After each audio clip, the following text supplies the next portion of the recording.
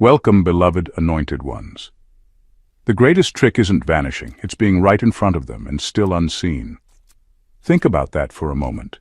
Entire empires have crumbled, not because an enemy stormed their gates, but because the enemy was already inside, moving silently, wearing the face of the ordinary. That's the story of the chosen ones, hiding in plain sight, not because you were weak, but because you were smarter than their radar. Here's a fact. Most people only process what their eyes are trained to look for. Psychologists call it inattentional blindness. It means you can stare straight at something and still not see it if your brain doesn't think it's relevant. That's exactly how they missed you. They thought they knew you. They thought you were predictable. They thought you were safe to ignore. Meanwhile, you were collecting receipts, building resilience, and stacking strength like quiet explosives waiting for the right spark. And here's the part that will really sting them. You didn't even try to hide. You were there at the gatherings, at the job, at the family functions, sitting at the back of the room while they dismissed you. You laughed at their corny jokes, ate the same rice, nodded at the same gossip. And yet, you were holding dimensions of power they couldn't detect if you handed it to them with instructions. That's not just irony, that's comedy with teeth. They never saw you coming. Not because you were invisible, but because they were too distracted looking for the wrong kind of threat. And when the curtain lifts, when they finally realize who you are and what you carry, the shock will feel less like surprise and more like betrayal. Because the truth was there the whole time, smiling in their face. Now let's unravel why hiding in plain sight wasn't weakness, but the most divine strategy you could have ever lived through. Number 1. You weren't invisible. They were blind. You weren't invisible. They were blind. That's the hard truth people don't like to admit.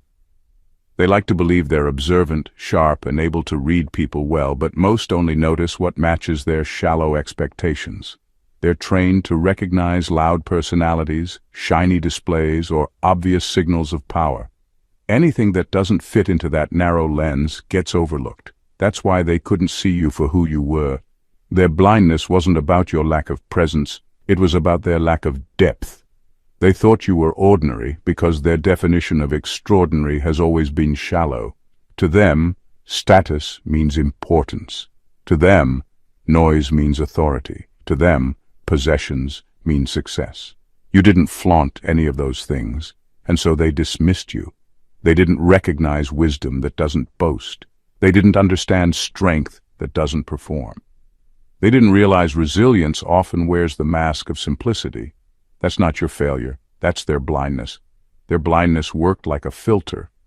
Every time you showed up, they filtered out the details that mattered most. They ignored the way you carried yourself with quiet composure when others panicked. They overlooked the way you absorbed betrayal without becoming bitter.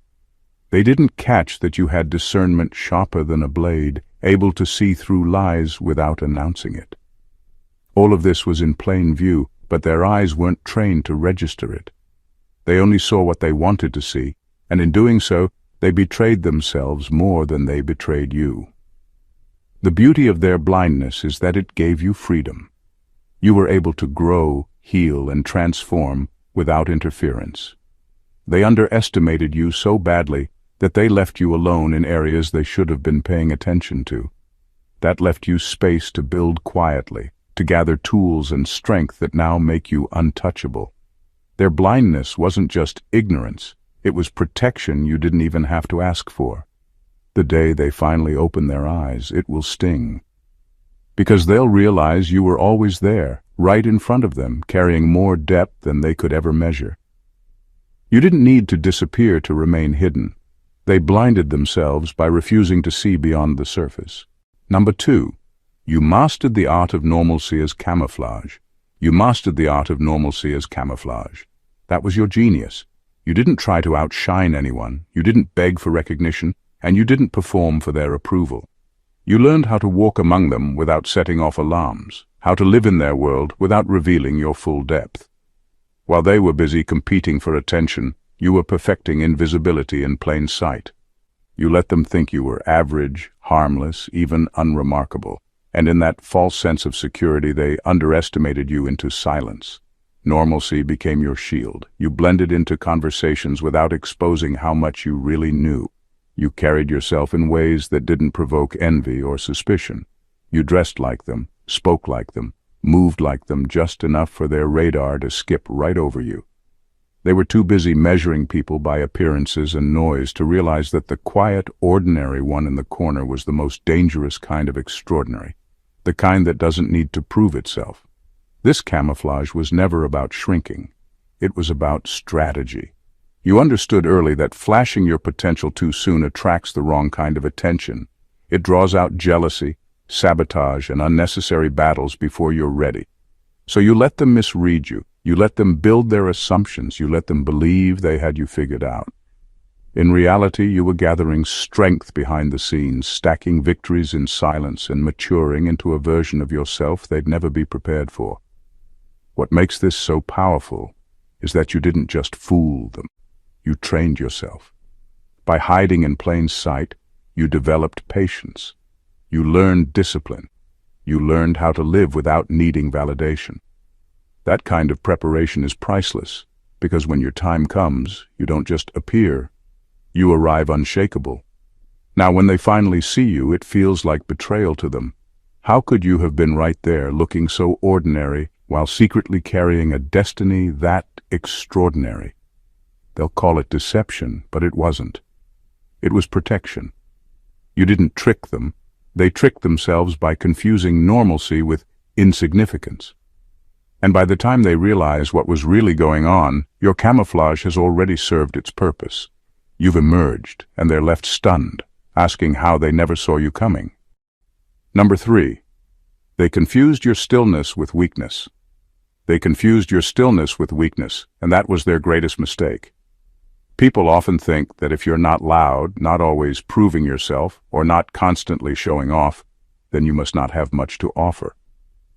They equate movement with power, forgetting that real power doesn't always need to announce itself. You weren't still because you were stuck. You were still because you were calculating. You were watching, absorbing, and discerning while everyone else rushed to be noticed. Your restraint unsettled them, though they didn't want to admit it. They mistook your silence for passivity, not realizing it was the silence of someone who knew timing mattered more than noise.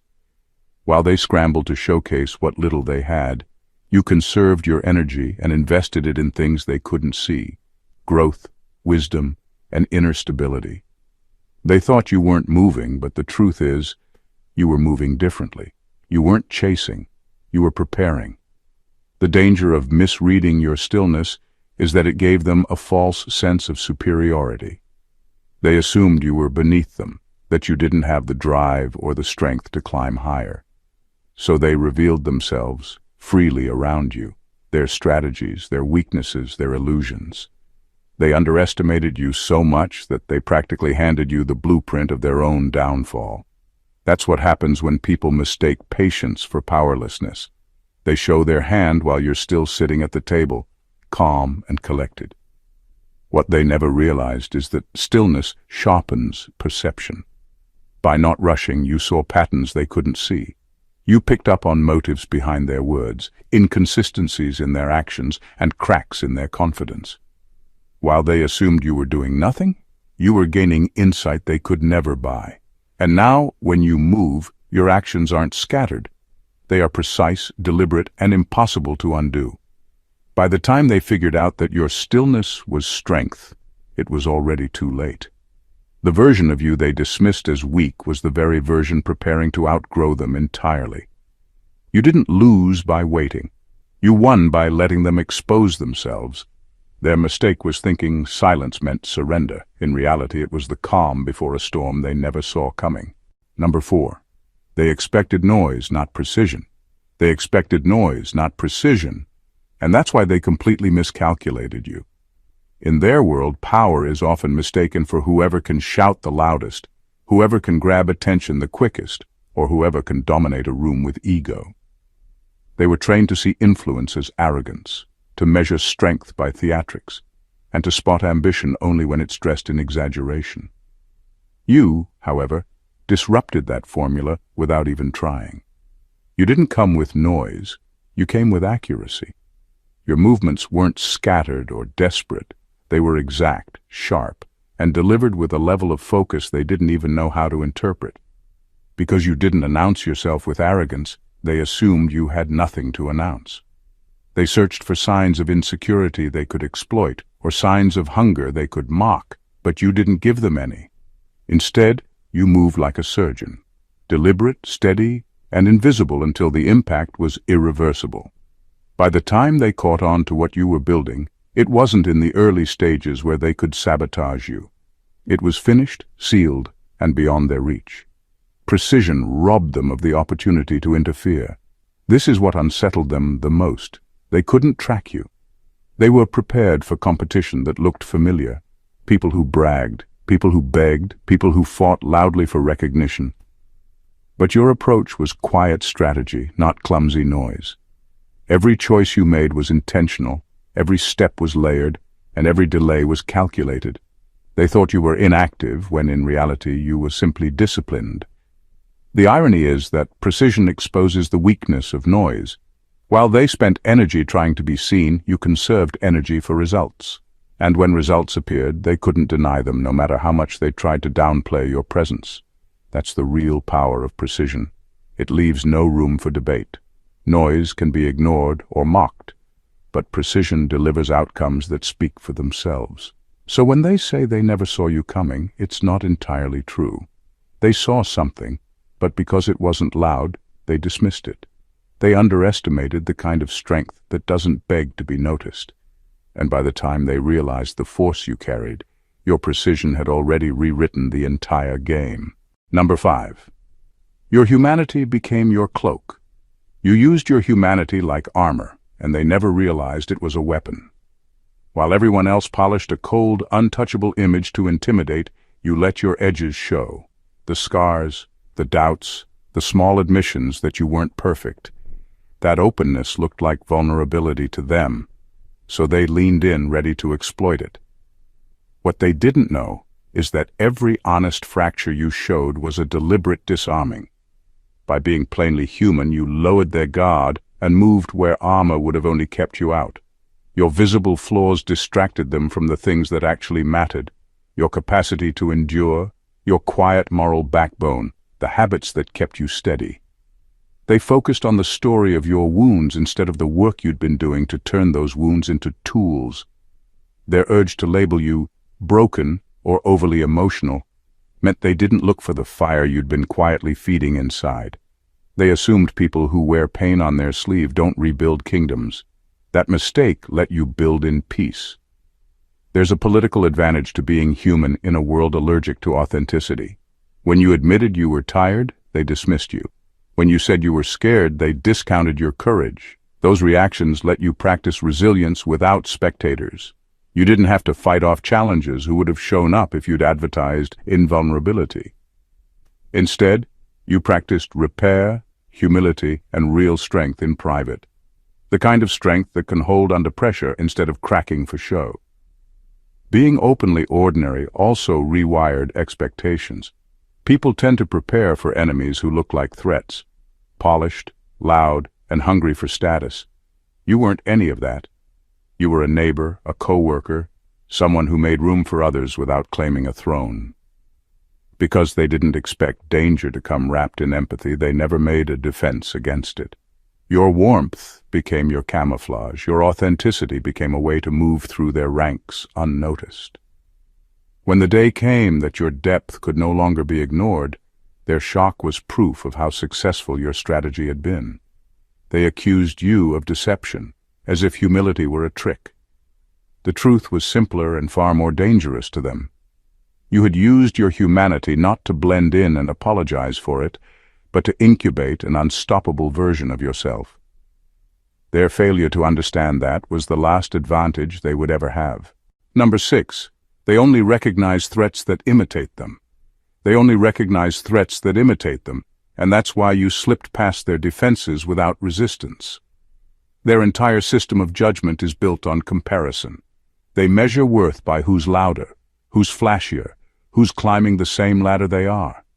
Their radar is tuned to detect replicas of themselves, people chasing the same validation, fighting for the same trophies or clawing at the same crumbs. You didn't mirror any of that, so to them, you didn't even exist as a competitor. You weren't invisible. You were simply unrecognizable to a mindset that only knows how to respect its own reflection. The irony is that their limited vision was your greatest advantage. By not moving like them, you bypassed their suspicions entirely.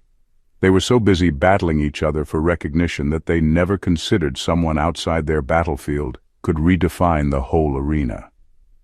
Their mistake was believing danger only comes dressed in familiar clothing, but the greatest threat is always the one that plays a different game entirely, the one rewriting rules while everyone else is still memorizing old ones. You weren't chasing crumbs, so you weren't stuck in their cycle of scarcity. You weren't trying to prove yourself with noise, so they couldn't trap you in shallow rivalries. You weren't measuring success by their yardstick, so they couldn't discredit you with their judgments.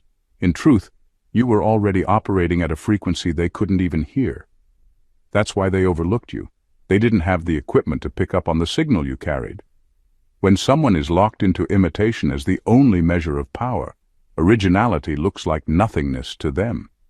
They couldn't grasp your detachment from their games, so they wrote you off as irrelevant. Yet it was in that very detachment that your strength multiplied. While they fought over positions in a system built to consume them, you created a position that didn't require their approval. That's why, when you finally emerged, it felt to them like a sudden invasion. But it wasn't sudden. You'd been building all along, just not in their frame of vision. Their inability to recognize you wasn't proof you were weak. It was proof they were blind. And now, faced with the reality that the one they ignored is the one holding the power, they're forced to admit the truth. Imitation might win in their small games, but innovation rewrites the entire board. Number 7. You wore familiarity like a mask. You wore familiarity like a mask, and it worked so perfectly that no one bothered to look deeper. You didn't need to invent a false version of yourself. You simply allowed the unpolished, unfinished parts of you to stand in the open. Family thought they had you mapped out because they'd seen you stumble. Friends believed they had you cornered because they knew your past habits, your insecurities, or your mistakes. They mistook access for understanding. They thought proximity meant mastery of who you were. But what they really knew was a draft, not the final manuscript. That mask of familiarity was powerful because it didn't raise suspicion. You blended into their memory of you, into the narrative they'd built in their minds. They said, "Oh, that's just how they are," and left it at that. They didn't think you were evolving because they were too busy reliving a version of you that no longer existed. They weren't wrong about who you were, but they were blind to who you were becoming, and that blindness gave you room to grow uninterrupted. What they didn't realize is that familiarity can be the best cover. People rarely investigate what feels predictable. They stopped questioning your movements because they believed the story they had already written about you was complete. But while they rested in their assumptions, you were sharpening, building, and transforming beneath the surface. The version of you they knew became a decoy, while the refined version of you matured in silence. This is why the shock hits so hard now. They can't reconcile the old you with the one standing in front of them today. They feel betrayed, as if you've hidden something, when in reality you've simply grown. You didn't trick them. They tricked themselves by believing growth wasn't possible for you. They wore their certainty like armor, and it left them exposed when you finally outgrew their version of your identity. The mask of familiarity was never a lie. It was simply the shadow cast while the light of your true self was forming. Now that you've stepped into refinement, the illusion has shattered, and the people who once swore they had you figured out are left stunned, realizing that the ordinary face they dismissed was just a temporary cover for someone extraordinary. Number 8. They mistook your detours for defeats. They mistook your detours for defeats, and that's where they misread the entire story. Every time life redirected you, every time doors closed, every time you went quiet, they celebrated too early. They thought the pause meant the end, that the loss meant collapse, that the stillness meant you had nothing left. They didn't realize that detours aren't dead ends. They're recalibrations. The very moments they labeled as failures were the same moments life used to reroute you into alignment with something bigger than what they could ever imagine. To them, your setbacks were proof of their predictions. They said you'd never rise, and when you stumbled, they pointed and nodded as if the prophecy had been fulfilled. What they couldn't see was that stumbling forced you to adjust your steps, to strengthen your footing, to pay attention in ways success never could have taught you. While they were laughing, you were learning. While they were gossiping, you were gathering tools.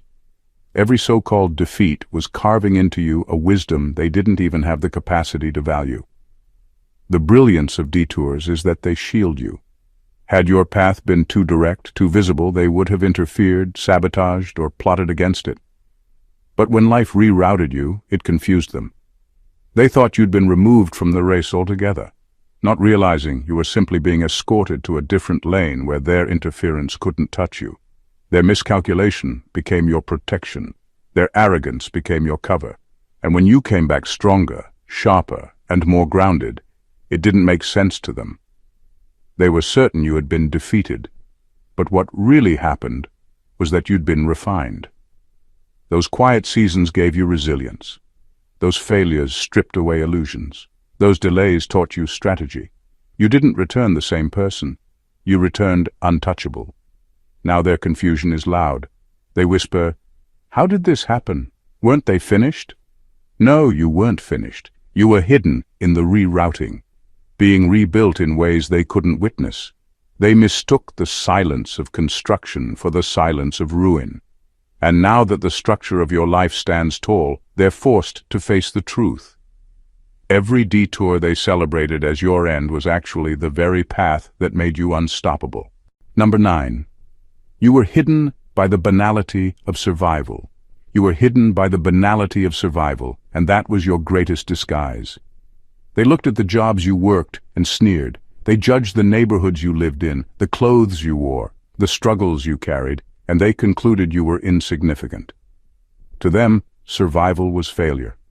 They couldn't see that survival was training that would give you layers of strength and wisdom they could never buy or fake. Every mundane, overlooked detail of your life became part of your cloak, wrapping you in ordinariness so thoroughly that no one realized what was actually being built inside you. The truth is, they never respect the grind until it produces glory. They never value the late nights, the small paychecks, the hand-me-downs, the sacrifices, or the resilience it takes just to stay afloat.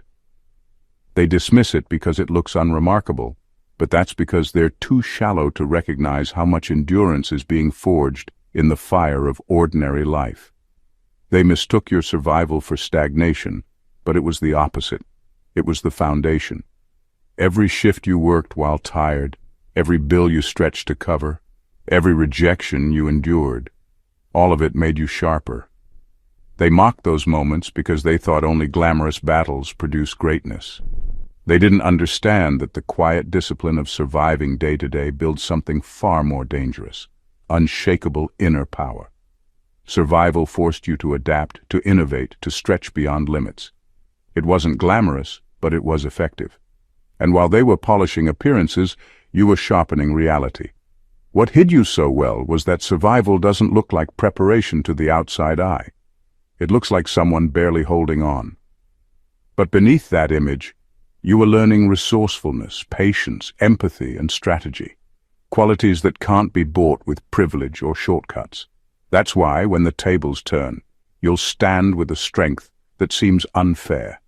They'll wonder how you carry such wisdom, how you remain steady under pressure, how you always find a way forward. They won't realize those answers were forged in the very seasons they mocked.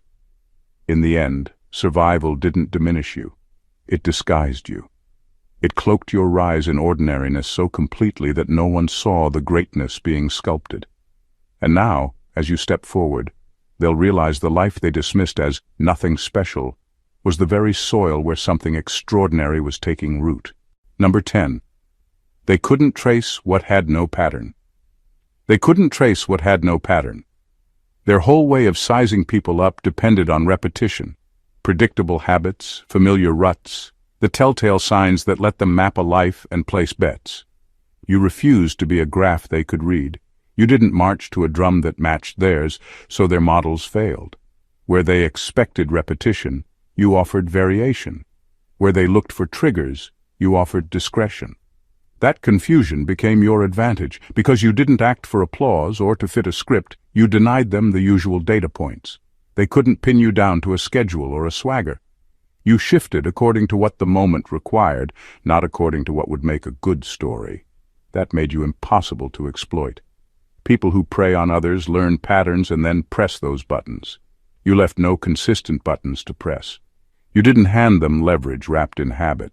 Your unpredictability wasn't chaos, it was choice. You learned to change your speed, your tone, your focus depending on what kept you safest and most effective. That meant your opponents couldn't set traps, because traps rely on baited expectations. When they tried to predict your behavior, they were reading a script that didn't belong to you. Their confidence turned into miscalculation. Their strategies, built on repetition, collapsed when faced with someone who moved by intent rather than by routine. This also protected your boundaries. People who expect patterns assume vulnerability when the pattern breaks. They confuse inconsistency with weakness. You leveraged that assumption. You kept them comfortable enough to show their hand, then you shifted away from their assumptions and let their exposure stand on its own. Their surprise was proof of how thoroughly they had counted on your repeatability. Refusing to be profiled taught you another valuable habit: discretion. You learned which details to reveal and which to keep. You practiced being opaque without being deceptive. That kind of restraint frustrated people who wanted easy narratives. It forced them to either accept you on your terms or reveal the limits of their own imagination. In short, by refusing to fit their mold, you didn't create chaos for chaos's sake. You created a life they couldn't manipulate. Their algorithms, built for clones and copies, failed against an original. When the moment arrived and you moved, their shock wasn't because you appeared suddenly. It was because they'd never been able to sketch the outline of who you would become. Number 11. You were the answer, sitting in their blind spot. They missed the answer because they were looking in all the wrong places. While they chased headlines, allies, or obvious threats far beyond their circle, the real solution stood quietly at arm's length. Their search was a performance, loud, dramatic, and expensive. They scoured distant networks, paid attention to glamorous rescues, and trained their suspicion on strangers. That left a blind spot where the practical, patient, and present person could operate without interruption. You weren't hidden by geography. You were hidden by their arrogance, the smug belief that what mattered had to arrive with fanfare or come from somewhere exotic. That arrogance made them skip the obvious. They assumed salvation would be a spectacle, so the everyday presence of competence looked like background noise. Family members dismissed the one who showed up and fixed things without drawing attention. Co-workers ignored the person who quietly solved problems because the fixes didn't make the meetings more interesting. Leaders overlooked the steady hand within their own ranks because they wanted a dramatic champion to validate their decisions. The very proximity that should have made you visible instead made you invisible, because they equated proximity with familiarity and therefore with unimportance. Being the answer in their blind spot gave you a tactical advantage. You had direct access to what they squandered, looking outward: relationships, context, patience, and timing. You saw the cracks before they became chasms, because you were there when cracks first formed. You understood the dynamics of the place because you lived inside them, not as a tourist, but as someone who navigated the daily realities. That insider knowledge let you prepare solutions that couldn't be imported or faked.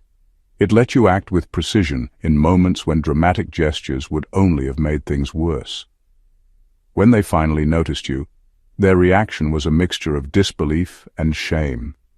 They felt betrayed by proximity. How could the answer have been so close while they were blind to it?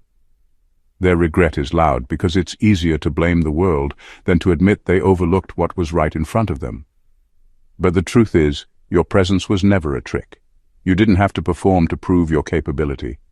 You simply chose to do the work where it needed to be done, in the quiet center of their chaos. That revelation stings them because it reveals the cost of their own blindness, wasted time, missed opportunities, and needless drama. Meanwhile, for you, being the answer in their blind spot was never about withholding proof. It was about working where impact matters, not where ego demands applause. And when your impact finally arrives, they have nowhere to look but inward, at the space they refuse to see. Number 12. They saw the vessel, never the volume. They looked at you and thought they had you figured out. They judged by the surface, your job title, your income, your clothes, your background, the things that could be quickly sized up.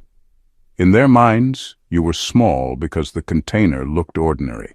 They didn't stop to consider what was inside, what you carried, what you had been given, and what had been cultivated in silence. They confused the simplicity of the vessel with the measure of its content, and that is where their miscalculation destroyed them. Volume isn't seen at a glance. You don't pour out wisdom, depth, and resilience in loud displays. You carry it quietly until the right moment demands it. That's why they failed to see you coming. They expected a threat to announce itself with size or glamour, with the kind of packaging they would recognize as powerful. They didn't understand that the true measure of a person is not in the outer container, but in the weight of what they have survived, learned, and carried forward. The vessel they mocked was holding oceans they couldn't fathom. This blindness is common because people are trained to evaluate worth by appearances. They chase surface-level signals, money, influence, recognition. When they saw you, they ticked their shallow boxes and moved on, dismissing you as harmless, replaceable, even forgettable. But what they didn't account for was the immeasurable force of capacity. You had strength that wasn't bought, but built. You had knowledge that wasn't borrowed, but earned. You had resilience that wasn't inherited, but fought for in the silence of survival. So when your volume finally spilled out, it wasn't incremental, it was overwhelming. They couldn't understand how someone they deemed so ordinary could shake foundations, rewrite outcomes, and rise above every box they had put you in.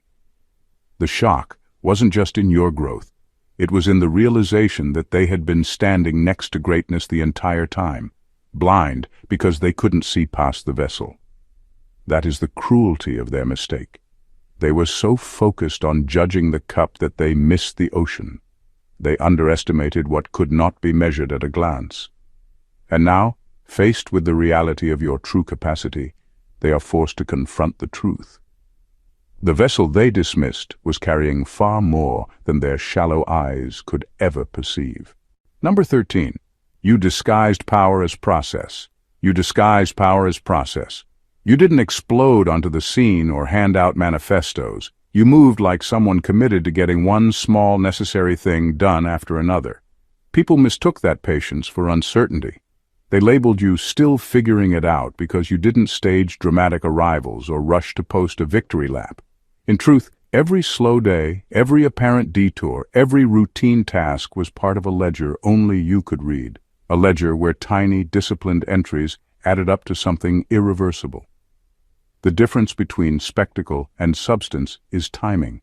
Spectacle demands attention now and asks the world to witness its rise. Substance prefers the long view. You invested in the latter. You let the work speak later, not because you feared recognition, but because you understood the power of accumulation.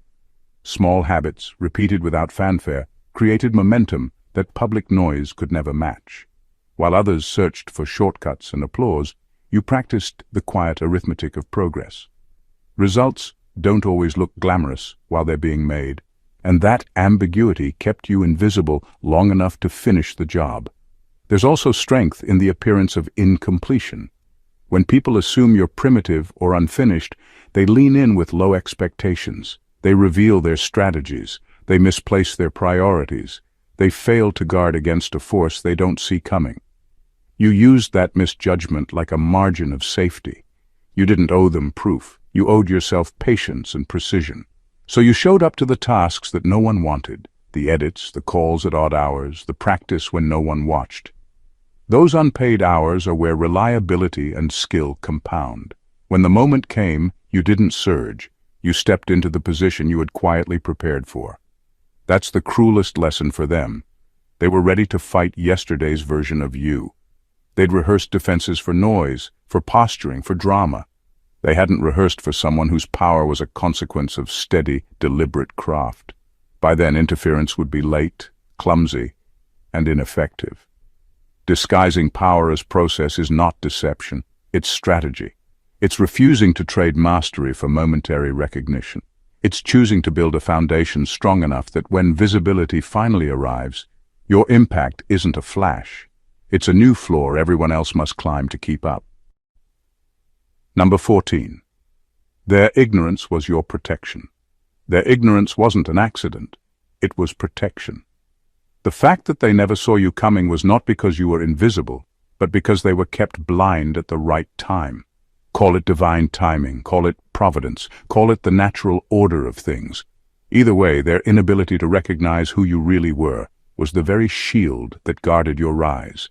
Had they seen the fullness of your power before you were ready, they would have attacked you at your most fragile stage. They would have sabotaged, slandered, and dismantled before your roots had sunk deep enough to withstand the storm. That blindness was the delay you needed to become unshakable. Think about it. Predators don't wait for strength to mature. They try to kill the seed. But the seed carries its most precious transformation in the dark, beneath the soil, where no eye can interfere. That's exactly what happened with you. Their arrogance, their dismissal, their shallow judgments, all of it worked in your favor. By underestimating you, they left you untouched long enough to grow past their reach. Their ignorance became your safe house, your invisible fortress, your cover while the real work was happening. It wasn't weakness that kept you hidden. It was wisdom. If they had recognized you too soon, you would have been exposed to battles you weren't meant to fight yet. You would have wasted energy defending a destiny still under construction. Their ignorance meant you could channel your effort inward, into preparation, learning, resilience, and clarity, instead of outward into pointless wars. What they didn't know kept you whole. And when the unveiling finally came, it was too late for them to undo it. By the time their eyes adjusted, by the time they realized who had been standing in front of them all along, your foundation was already reinforced. Attacks could come, but they bounced off an armor that was forged in silence. Attempts to sabotage failed because the structure had already hardened beyond collapse. Their ignorance, which once looked like an insult, was in fact a shield designed for your survival. That's the irony of it all. The very blindness they laughed about, the very arrogance that made them dismiss you, was the hand of protection shaping your path. Their ignorance didn't just protect you, it positioned you. And when you finally stepped into full view, you weren't vulnerable, you were untouchable. In the end, the story of the chosen ones isn't about being invisible or lucky. It's about strategy, patience, and quiet mastery. Every detour, every pause, every ordinary moment wasn't a weakness but a shield. While the world chased noise, spectacle, and predictable markers of power, you moved with precision, disguised strength as process, and let your humanity cloak the fire inside you. They misjudged you at every turn because they were trained to see only mirrors of themselves. They mistook detours for defeats, silence for surrender, ordinariness for insignificance. Yet every miscalculation they made was a layer of protection you didn't even have to ask for. By hiding in plain sight, you became untouchable without ever raising alarm. You built depth where they expected shallowness, resilience where they saw fragility, and power where they assumed weakness. Their blindness, arrogance, and misreading of your journey weren't setbacks. They were the scaffolding of your rise. And now, when your presence finally becomes undeniable, it will feel sudden. If this video spoke to you, don't keep it to yourself. Subscribe to the channel so you never miss the next revelation. Like the video to show your support. Comment below and share your thoughts or experiences, and share it with anyone who needs to see the hidden power within themselves. Every action helps us build a community of those who recognize strength, patience, and strategy in plain sight, and your voice matters in that movement. God bless you.